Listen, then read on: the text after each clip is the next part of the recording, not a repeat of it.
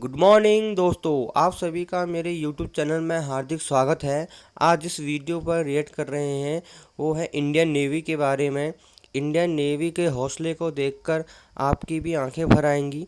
तो वीडियो को देखने के लिए वीडियो को लाइक करें, शेयर करें, कमेंट करें और मेरे यूट्यूब चैनल को सब्सक्राइब करें। Thank you.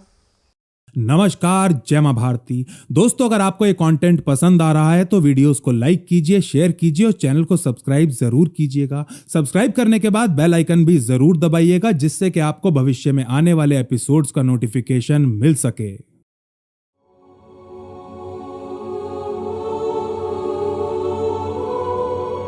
अगर 2001 में 9/11 ना हुआ होता तो एक साल पहले 12 अक्टूबर के दिन हुई ये घटना आज भी लोगों को याद होती। अमेरिकन नेवी के सबसे शक्तिशाली युद्धपोतों में से एक 6000 टन का डिस्ट्रॉयर यूएसएस कोल तेल भरने के लिए यमन के एडन बंदरगाह पर खड़ा हुआ है। दोपहर हो चुकी थी और इस जहाज में सवार सेलर्स खाना खाने की तैयारियों में लगे हुए थे कि तभी एक छोटी सी बोट इसकी तरफ बढ़ना शुरू कर देती है। यूएसएस कोल के पास पहुंचते ही इस नाव में सवार दोनों आदमी ऊपर देख कुछ बड़बड़ाने लगते हैं और फिर कुछ क्षणों बाद एक बहुत जोर का विस्फोट पूरे समुद्र को हिला देता है।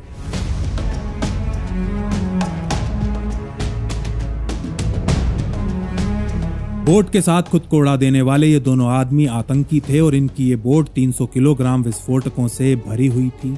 इस हमले में 17 अमेरिकी फौजी मारे जाते हैं जबकि 37 घायल होते हैं। इस धमाके की तीव्रता इतनी भीषण थी कि इसने दुनिया के सबसे शक्तिशाली डिस्ट्रॉयर की बॉडी में 40 फीट गहरा गड्ढा बना डाला था।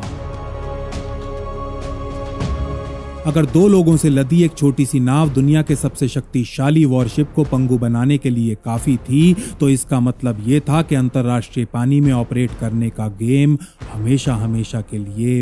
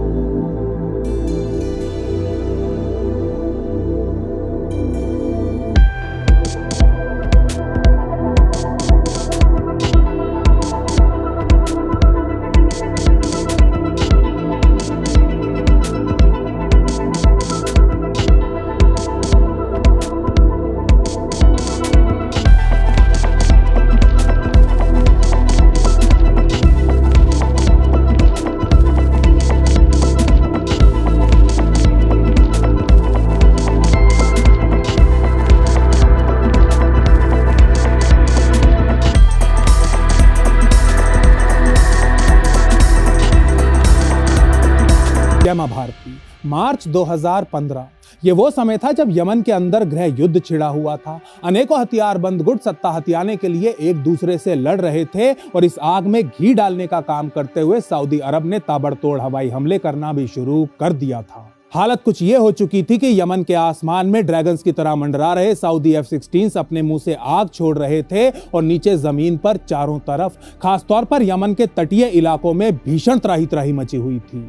इसी दौरान इंडियन नेवी के कमांडर मिलिंद मोहन मोकाशी अरब की खाड़ी में अपने वॉरशिप को ले जिबूती की तरफ बढ़ रहे हैं। अफ्रीका का एक बहुत ही छोटा सा देश जो यमन के बिल्कुल सामने है। दोनों देशों के बीच खारे पानी के अलावा कुछ भी नहीं है।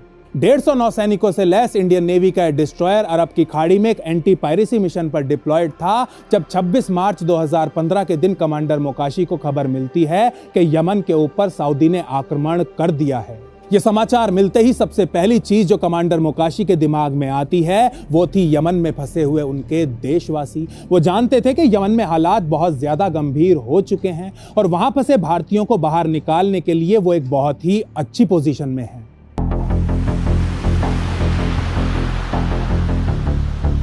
इंडियन नेवी का वॉरशिप आईएनएस सुमित्रा अरब की खाड़ी में कुछ भारतीय व्यापारी जहाजों को एस्कॉर्ट कर रहा है और इसके सीईओ कमांडर मिलिंद मोहन मोकाशी के दिमाग में यूएसएस कोल की घटना उछाल मार रही है। अभी 20 दिन पहले ही कमांडर मोकाशी अपने 150 नौसैनिकों के साथ इंडियन नेवी के इस नए नवेले वॉरशिप को लेकर एडन की खाड़ी पहुंचे थे। उन्हें दुनिया के सबसे खतरनाक और लुटेरों से संक्रमित इस समुद्री रास्ते से गुजरने वाले भारतीय जहाजों को सुरक्षा प्रदान करने का जिम्मा सौंपा गया था। 29 मार्च 2015 के दिन कमांडर मोकाशी की कमांड में आईएनएस सुमित्रा जिबूती की तरफ बढ़ रहा था कि उन्हें तुरंत वापस घूम एडन बंदरगाह पर पहुंचने का आदेश दे दिया जाता है। वही बंदरगाह जहां 15 साल पहले 2 आतंकियों ने यूएसएस कोल को मलबे में तब्दील कर दिया था। इंडियन नेवी के हेडक्वार्टर से ऑर्डर मिलते ही कमांडर मोकाशी का मन खुशी से भर जाता है और वो ये मैसेज सबसे पहले आईएनएस सुमित्रा के एग्जीक्यूटिव ऑफिसर के साथ शेयर करते हैं और फिर ये दोनों भारतीय नौसैनिक अपने जहाज के डेक से डूबते हुए सूरज को देखते देखते यमन में होने वाले रेस्क्यू मिशन की प्लानिंग करना शुरू कर देते हैं।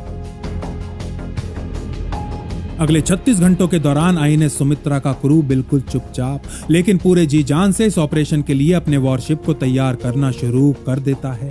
लेकिन ये तैयारी ही सबसे पहली और सबसे बड़ी चुनौती साबित होने वाली थी। असल में आईएनएस सुमित्रा एक ब्रांड न्यू शिप था जिसे अभी केवल 6 महीने पहले ही इंडियन नेवी में कमीशन किया गया था।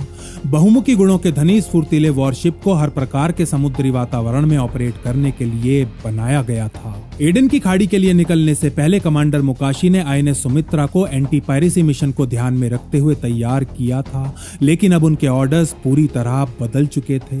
अब उन्हें अपने इस जहाज के साथ साथ अपने क्रू को भी एक बिल्कुल ही अलग मिशन के लिए तैयार करना था और इसके लिए उनके पास केवल कुछ ही घंटे थे।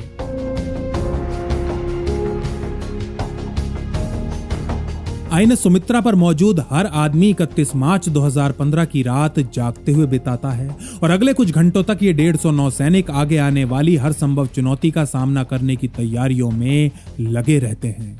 उनका ये जहाज जिसे 150 हाईली ट्रेन्ड सेलर्स को कैरी करने के लिए बनाया गया था, अब उसमें सैकड़ों सिविलियंस की बाढ़ आने वाली थी। ऐसे सिविलियंस जिनमें शारीरिक और मानसिक रूप से कमजोर बूढ़े, औरतें और बच्चे भी शामिल होने वाले थे।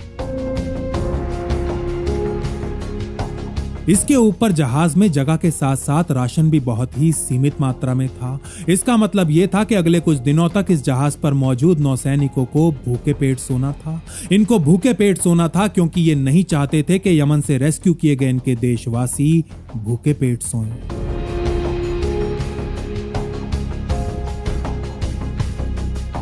आईएनएस सुमित्रा पर मौजूद हर नौसैनिक को यूएसएस कोल के बारे में पता था। उनको पता था कि वो उसी बंदरगाह की तरफ बढ़ रहे हैं जहां 15 साल पहले अमेरिकी वॉरशिप के ऊपर घात लगा के हमला किया गया था। कमांडर मोकाशी आईएनएस सुमित्रा पर मौजूद 8 मार्कोस की एक टीम को अपने हथियारों और बोट के साथ तैयार होने का आदेश दे देते हैं। एंटी टेरर ऑपरेशंस में ट्रेंड इस मार्कोस टीम को जहाज के चारों तरफ के एरिया को सैनिटाइज करके सिक्योरिटी की एक अभेद्य लेयर बनानी थी। इसके अलावा हथियारबंद नौसैनिकों की एक टीम को भी हर प्रकार की जमीनी मुठभेड़ के लिए तैयार होने का आदेश दे दिया जाता है। अपने सबसे पहले मानवीय मिशन पे जा रहा इंडियन नेवी का केवल 6 महीने पुराना ये वॉरशिप रणभूमि में कदम रख चुका था।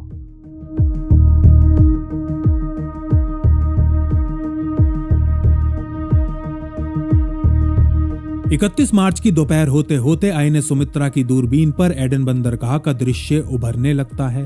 बंदरगाह 50 किलोमीटर की दूरी पर था और कमांडर मोकाशी समेत उनके क्रू के कानों में युद्ध की पहली आवाजें पड़ना शुरू हो चुकी थीं। आसमान से गिरते गोलों की धड़ाम और धमाकों से उफान मारते पानी के बीच आईएनएस सुमित्रा एडन बंदरगाह की तरफ बढ़ता रहता है, जो धुएं की एक विशालकाय चादर में लिपट चुका था।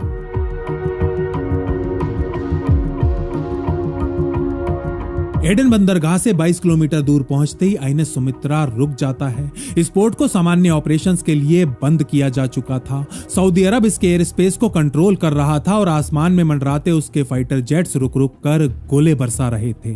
कमांडर मोकाशी जानते थे कि बिना सऊदी की अनुमति के और आगे बढ़ना उनके लिए आत्मघाती साबित हो सकता है। अपनी बाइनोकुलर से उस समय के दुनिया के सबसे खतरनाक बंदरगाह को देखते हुए कमांडर मोकाशी सऊदी से अनुमति मिलने का इंतजार करने लगते हैं, लेकिन सऊदी की तरफ से कोई उत्तर नहीं आता। इसके ऊपर ना ही ग्राउंड पर मदद करने वाली कोई आंखें थी और ना ही वास्तविक सिचुएशन के ऊपर कोई इंटेलिजेंस।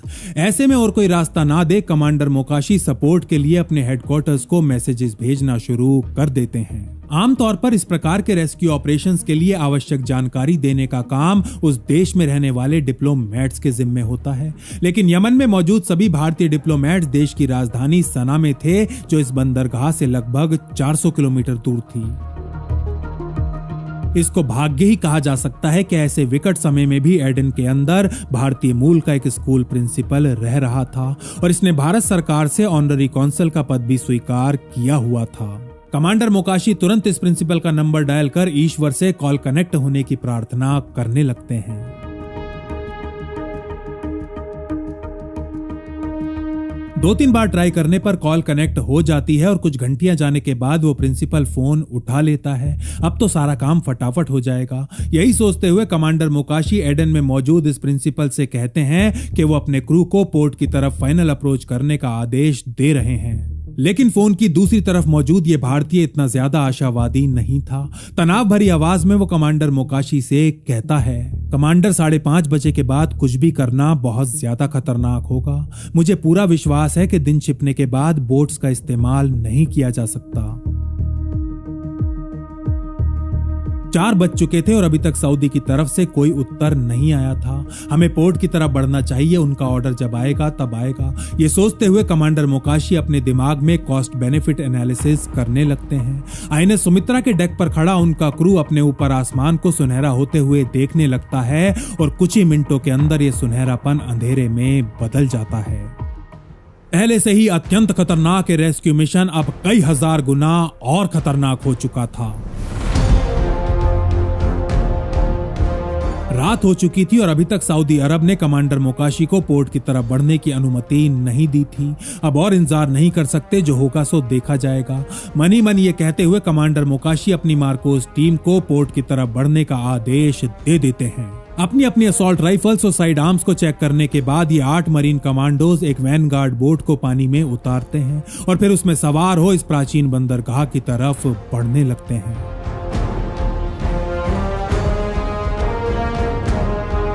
भारतीय मार्कोस की टीम आईएनएस सुमित्रा की तरफ बढ़ने की कोशिश करने वाली किसी भी बोट पर नजर रखते हुए बिना कोई आवाज किए आगे की तरफ बढ़ते रहते हैं। ये मरीन कमांडोज जानते थे कि इस इलाके में आतंकी संगठनों की कोई कमी नहीं है और ये आतंकी एक विदेशी जहाज के ऊपर हमला करने से पहले एक बार भी नहीं सोचेंगे। अपनी सांसें रोके बोट में सवार ये 8 मार्कोस थोड़ी देर बाद पोर्ट पर पहुंच जाते हैं और फिर अत्यंत सावधानी से अपनी बोट को डॉक करने के बाद एक एक करके नीचे उतरना शुरू कर देते हैं। पोर्ट के चारों तरफ अच्छे से नजर फिराने के बाद मार्कोस का टीम लीडर कमांडर मोकाशी को मैसेज करके कहता है, सर अभी तो यहाँ सब कुछ ठीक ठाक ही लग रहा है, लेकिन अगले क्षण कुछ भी हो सकता है और वो क्या होगा ये कहना बहुत ही मुश्किल है। इसलिए हमें जो भी करना है वो बहुत ही जल्दी और बिल्कुल चुपचाप करना होगा। मार्कोस के टीम लीडर से सिग्नल मिलते ही कमांडर मोकाशी अपने एक्सो को पोर्ट की तरफ बढ़ने का आदेश दे देते हैं। लगभग सुनसान पड़ चुका एडन शहर गोलियों और धमाकों के शोर से गूंज रहा था। इस शोर के बीच कमांडर मोकाशी इंडियन नेवी के हेडक्वार्टर से भेजे गए मैप्स को डाउनलोड करते हुए अपने क्रू को हाई अलर्ट मोड में रहने का आदेश दे देते हैं। जैसे ही आईएनएस सुमित्रा एडन के तट से 6 किलोमीटर दूर पहुंचता है, कमांडर मोकाशी को ग्राउंड पर मौजूद अपनी मार्कोस टीम से एक और मैसेज मिलता है। इंडियन नेवी के मरीन कमांडोज ने पोर्ट पर कई भारतीय नागरिकों को ढूंढ निकाला था।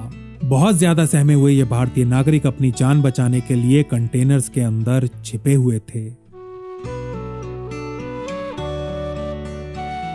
ये मैसेज मिलते ही कमांडर मोकाशी का चेहरा खुशी से खिल जाता है, लेकिन जैसे ही मार्कोस टीम उनको दूसरा मैसेज देती है तो उनकी खुशी चिंता में बदल जाती है। अपनी जान बचाने के लिए पोर्ट पर छिपे इन भारतीयों की संख्या 350 के आसपास थी, एक संख्या जो आईएनएस सुमित्रा की क्षमता और क्रू की तैयारियों के हिसाब से कहीं ज्यादा थी। ठीक 7:45 पर INS Sumitra port of Aden पर डॉक करना शुरू कर देता है। इंडियन नेवी के इस वॉरशिप को देखते ही यहां मौजूद एकमात्र यमनी अधिकारी शिप के पास आता है और जोर से चिल्लाते हुए कहता है, फटाफट जहाज को डॉक करो, अपने लोगों को भरो और यहां से निकल जाओ। और हाँ, ये सब करने के लिए तुम्हारे पास 45 मिनट हैं। ये कहते ही यमनी अधिकारी वापस मुड़ चलना शुरू कर देता है और कमांडर मोकाशी अपने एक्सो का मुंह ताकने लगते हैं। 45 मिनट? ये दोनों नेवल ऑफिसर जानते थे कि इतने कम समय में सभी भारतीयों को रेस्क्यू करना मुश्किल नहीं, असंभव था। इन सभी सिविलियंस को किसी भी प्रकार के वर्जित सामान के लिए चेक करने के अलावा एक और खतरा ऐसा था जिसके लिए क्रू को बहुत ज्यादा चौकन्ना रहना था। ये खतरा था भेड़ की खाल में छिपने वाले भेड़ियों का खतरा। अपने शरीर से विस्फोटक लपेटे कोई आतंकी जो 500 भारतीयों से लदे इस जहाज को बड़े ही आराम से जल समाधि दिला सकता था। इस चुनौती से कैसे निपटा जाए, कमांडर मोकाशी अभी ये सोच ही रहे होते हैं कि तभी उनकी मुश्किलें बढ़ाते हुए नई दिल्ली के नेवी हेडक्वार्टर से एक और आदेश आता है, बिना कोई समय गवाए तुरंत सभी भारतीयों को लेके वहां से निकल जाओ। जेंटलमैन, इस मिशन पर हमारे देश का सम्मान निर्भर करता है। ये सभी हमारे लोग हैं और अभी अभी एक बहुत ही बड़े ट्रॉमा से गुजरे हैं। अपने क्रू को मोटिवेट करते हुए कमांडर मोकाशी कहते हैं, इन लोगों को अपना घर बार, मकान, दुकान सब कुछ पीछे छोड़ना पड़ रहा है। इनमें औरतें, बच्चे और बूढ़े भी हैं और हमें इन सभी को बहुत ही कम समय में यहाँ से बाहर निकालना है। लेकिन हमें इनके साथ बहुत ही अच्छा बर्ताव भी करना है। कोई इनके ऊपर चिल्लाएगा नहीं, इनको धमकाएगा नहीं। सख्ती से काम लेना है लेकिन गुस्सा बिल्कुल नहीं करना। 5 सेकंड के लिए अपनी अपनी आंखें बंद करो और सोचो कि तुम्हारे परिवार को भी बिल्कुल ऐसे ही नरक से गुजरना पड़ रहा है। अपनी ये बात पूरी करते ही कमांडर मोकाशी पूरा जोर लगाकर चिल्लाते हैं, gentleman, let's bring our people home.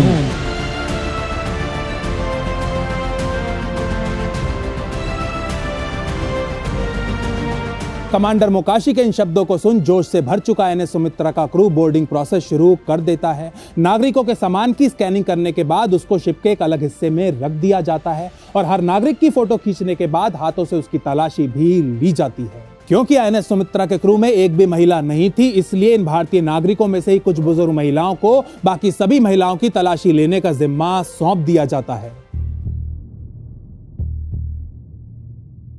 INS Sumitra के चारों तरफ सिक्योरिटी की 2 लेयर्स बनाई जाती हैं। बाहर वाली लेयर में 8 मार्कोस को डिप्लॉय किया जाता है, जिनका काम शिप की तरफ बढ़ने वाली किसी भी बोट या वेसल को न्यूट्रलाइज करना था। अंदर वाली लेयर में हथियारबंद नेवल सेलर्स की एक क्विक रिस्पांस टीम को डिप्लॉय किया जाता है, जिसका काम बोर्डिंग पॉइंट के आसपास के एरिया पर नजर बनाए रखना था। INS सुमित्रा में बोर्ड कर रहे भारतीयों में कई लोग ऐसे भी थे जिनको ब्लड प्रेशर, डायबिटीज और हार्ट प्रॉब्लम्स थीं। इसीलिए सबसे पहले शिप पर डिप्लॉयड डॉक्टर्स ऐसे सभी लोगों की जांच कर उन्हें दवाइयां देना शुरू कर देते हैं। इन भारतीय नागरिकों में ज्यादातर लोग ऐसे थे जिन्होंने पिछले 24 घंटों से अन्न का एक दाना तक भी नहीं खाया था। इसीलिए बोर्ड करते ही हर व्यक्ति को सबसे पहले खाने के लिए सैंडविच और पीने के लिए पानी और चाय कॉफी दिया जाता है। INS सुमित्रा का क्रू पहले ही अपने कैबिन्स खाली कर चुका था। चाहे वो कोई बड़ा ऑफिसर हो या फिर डॉर्मेट्री में रहने वाला एक रंगरूट, अपना बिस्तर खाली करते समय किसी भी नौसैनिक के चेहरे पर एक शिकन तक नहीं होती। INS सुमित्रा की रसोई, जिसके पास 150 लोगों का खाना बनाने की क्षमता और राशन था, अब उसे 500 लोगों का पेट भरना था। इसीलिए इंडियन नेवी का एक क्रू निर्णय करता है कि जब तक हर एक भारतीय सिविलियन पेट भर के खाना नहीं खा लेता, तब तक उनमें से कोई भी खाने को हाथ नहीं लगाएगा।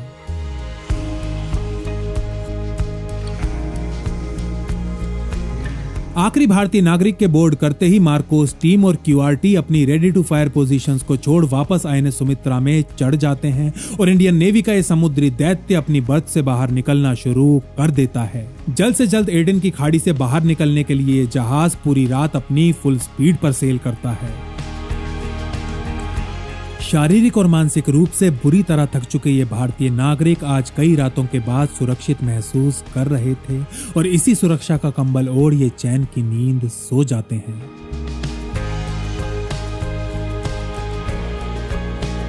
अगले दिन सुबह 7 बजे आईएनएस सुमित्रा जिबूती पहुंच जाता है, जहां भारत के विदेश मंत्री जनरल वीके सिंह अपने 350 नागरिकों का स्वागत करने के लिए खड़े हुए थे। यमन से 350 भारतीयों को रेस्क्यू किए जाने की खबर पूरी दुनिया में आग की तरह फैल जाती है। आंखों में आंसू लिए शिप से नीचे उतर रहे सिविलियंस और मुस्कुराते हुए उनको नीचे उतार रहे इंडियन नेवी के सेलर्स की तस्वीरें सोशल मीडिया पर वायरल होने लगती हैं, बड़े बड़े अखबारों के फ्रंट पेजेस पर छपने लगती हैं। आईएनएस सुमित्रा को रीस्टॉक किया जाने लगता है और इसके क्रू को आराम करते अभी 2-3 घंटे ही हुए होते हैं कि तभी नई दिल्ली से कमांडर मोकाशी के लिए नए ऑर्डर्स आ जाते हैं। इस बार उन्हें यमन के एक दूसरे हिस्से से भारतीयों को बाहर निकालना था, एक हिस्सा जो आग की लपटों में तब्दील हो चुका था। 1 अप्रैल के ही दिन यमन के अल हुदैदा शहर में स्थित एक विशालकाय डेयरी फैक्ट्री के ऊपर सऊदी विमानों ने ताबड़तोड़ बम बरसाए थे। भारतीयों की एक बड़ी तादाद अल हुदैदा में रहती थी और कई भारतीय भी इस फैक्ट्री में काम किया करते थे। इस हमले में भारतीय खून जरूर बहा होगा। इसी चिंता में डूबे कमांडर मोकाशी और उनके साथी अपने जहाज को फुल स्पीड पर अल हुदैदा की तरफ सेल करना शुरू कर देते हैं। एडन के मुकाबले अल हुदैदा तक पहुंचना कहीं ज्यादा मुश्किल साबित होने वाला था। यहां आने वाले जहाजों के लिए दिन में ही आने और वापस लौटने के सख्त निर्देश जारी किए गए थे। इसके ऊपर से कमांडर मोकाशी के पास इस पोर्ट के नेविगेशनल मैप्स तक नहीं थे। अगर उनके पास कुछ था तो यहां फंसे अपने नागरिकों को सुरक्षित बाहर निकालने का ऑर्डर। आसमान में गरज रहे सऊदी विमानों के शोर के बीच एक छोटे से चैनल से होते हुए आईएनएस सुमित्रा अल हुदैदा की तरफ बढ़ तो रहा था, लेकिन एक बात जो इसके क्रू को अभी तक नहीं पता थी वो ये कि इस शहर के ऊपर हाउदी नामक एक हथियारबंद बागी संगठन कब्जा कर चुका था।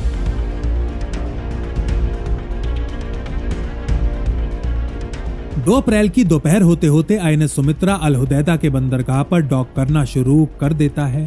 शिप पर मौजूद मार्कोस और हर एक हथियारधारी नौसैनिक मैक्सिमम अलर्ट मोड में कॉम्बैट पोजीशंस ले लेता है। आईएनएस सुमित्रा उस दिन दुनिया की सबसे खतरनाक जोन बन चुके इलाके में प्रवेश कर चुका था। आईएनएस सुमित्रा के डॉक करते ही हाउती बागियों के कुछ हथियारबंद आदमी जो इस बंदरगाह को अपने कब्जे में ले चुके थे, शिप की तरफ बढ़ना शुरू कर देते हैं और इनको देखते ही शिप पर मौजूद हर बंदूक इन आदमियों की तरफ तन जाती है। कमांडर मोकाशी अपने आदमियों की तरफ बंदूकें नीचे करने का इशारा करते हुए शिप से नीचे उतरते हैं और इन बागियों की तरफ चलने लगते हैं। आपके देश में क्या चल रहा है इससे हमें कुछ लेना देना नहीं है, हाउती बागियों को विश्वास दिलाते हुए कमांडर मोकाशी कहते हैं। हम यहाँ अपने देश के नागरिकों को वापस ले जाने आए हैं और मैं आपको वचन देता हूँ कि हम आपके घरेलू मामले में बिल्कुल भी हस्तक्षेप नहीं करेंगे। लेकिन अगर मेरे किसी भी आदमी या सिविलियन को हल्की सी भी खरोंच आई तो मैं आपको एक और वचन देता हूँ कि यमन तो छोड़ो, पूरी दुनिया से हाउती नाम मिटा दिया जाएगा।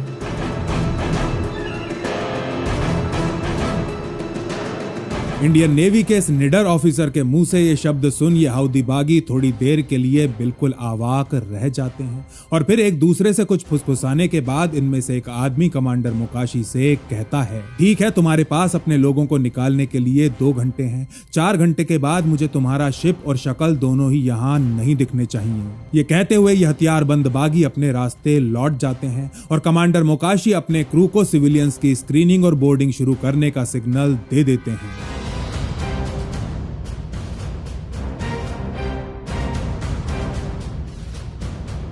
क्रू की पूरी कोशिशों के बावजूद भी यहां मौजूद सभी भारतीयों की बोर्डिंग कराने में घड़ी की सुई 4 से ऊपर चली ही जाती है और आखिरी भारतीय की बोर्डिंग पूरी होने के साथ साथ सूरज भी डूब चुका होता है।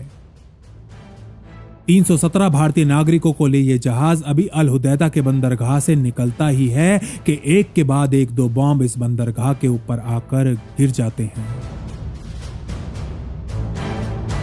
अपने डेक पर खड़े दृश्य देख रहे कमांडर मोकाशी अपने एक्सओ को 25 नॉट्स यानी कि 46 किलोमीटर प्रति घंटे की स्पीड से शिप को सेल करने का आदेश दे देते हैं और देखते ही देखते आईएनएस सुमित्रा बिना चांद की सियाह रात के अंधेरे में ओझल हो जाता है।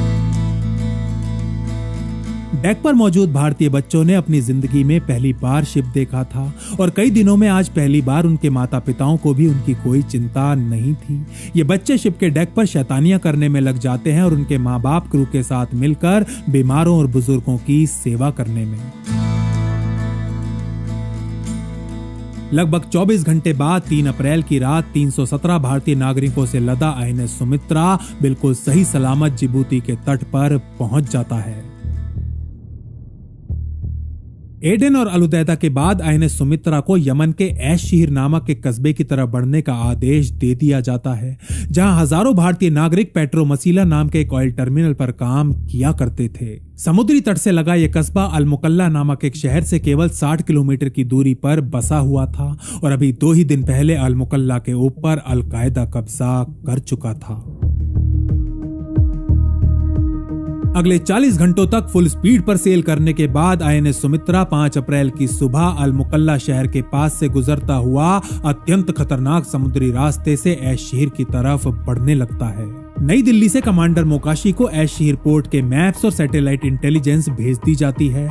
इन मैप्स के अनुसार ऐश शहर पोर्ट सामान्य फ्लाइट ऑपरेशंस के लिए नहीं था और यहाँ पर घाट भी नहीं बने हुए थे। इसका मतलब ये था कि INS सुमित्रा को इस पोर्ट पर डॉक नहीं किया जा सकता था। कोई दूसरा रास्ता न देख कमांडर मोकाशी निर्णय लेते हैं कि INS सुमित्रा पोर्ट से थोड़ी दूर पानी में ही अपनी पोजीशन होल्ड करेगा और भारतीय नागरिकों को बोट्स में बिठा पोर्ट से शिप तक लाया जाएगा। ये सब सोचने में आसान था, कहने में आसान था, लेकिन करने में नहीं। दिन के उजाले में सिविलियन से लदी बोट्स को बार बार सेल करवाना सुरक्षा की दृष्टि से अत्यंत खतरनाक साबित हो सकता था।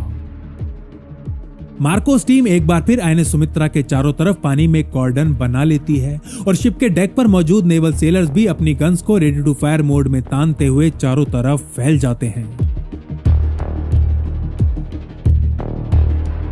सिविलियन से भरी पहली बोट अभी INS सुमित्रा तक पहुंचती ही है कि तभी मार्कोस की नजर उनके शिप की तरफ बढ़ रही कुछ छोटी बोट्स के ऊपर पड़ती है।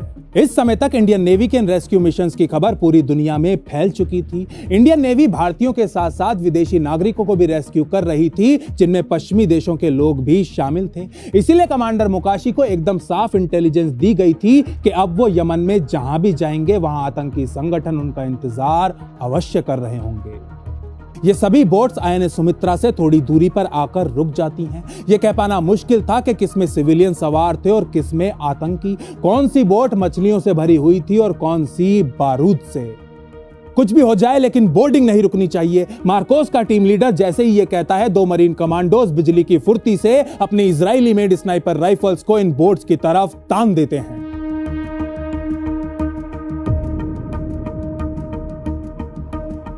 अगले कुछ घंटों के दौरान इतिहास के सबसे तनावपूर्ण मानवीय रेस्क्यू मिशन को अंजाम दिया जाता है। भारतीय नौसैनिक केवल 2 बोट्स का इस्तेमाल कर 203 सिविलियंस को इंडियन नेवी के इस वॉरशिप में बोर्ड करवाते हैं और इन कुछ घंटों के दौरान एक क्षण के लिए भी इस शिप पर मौजूद किसी भी बंदूक के ट्रिगर से उंगली नहीं हटाई जाती।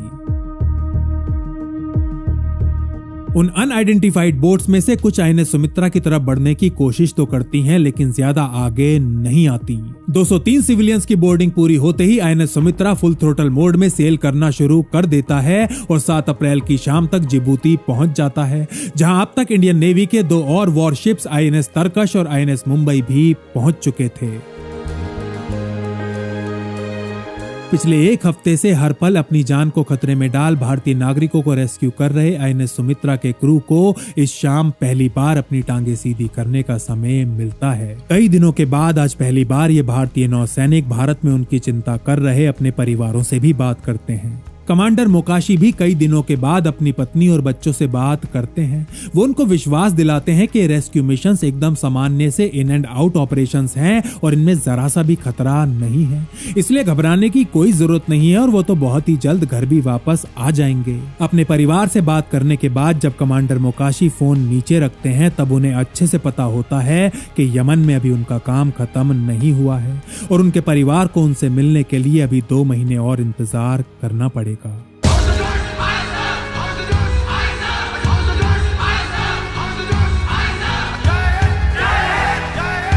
कमांडर मोकाशी के नेतृत्व में INS सुमित्रा 9 और 15 अप्रैल के दिन अल हुदैदा में 2 और रेस्क्यू ऑपरेशंस को कंडक्ट करता है, जिनमें क्रमशः 349 और 403 सिविलियंस को सफलतापूर्वक रेस्क्यू किया जाता है। कुल मिलाकर INS सुमित्रा 1621 लोगों को बाहर निकालता है, जिनमें भारत समेत 26 अलग अलग देशों के नागरिक शामिल थे। इन 26 देशों में पाकिस्तान भी एक ऐसा देश था जिसके कई सिविलियंस का जीवन इंडियन नेवी के इस कमांडर और उसके क्रू ने अपनी जान दांव पे लगाकर बचाया था। जहां रहे के पता चले दुनिया को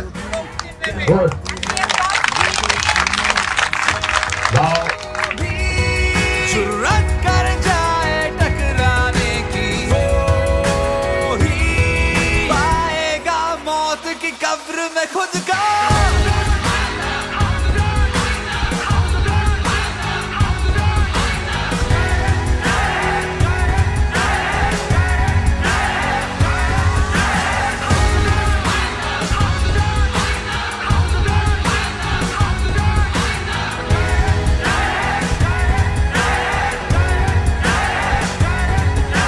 जोश बेशुमार है, बदले की जो आग है, गलती नहीं हमारी, पहले किया तुमने वार है, भुगतोगे तुम इसके लिए, छोड़ेंगे ना किसी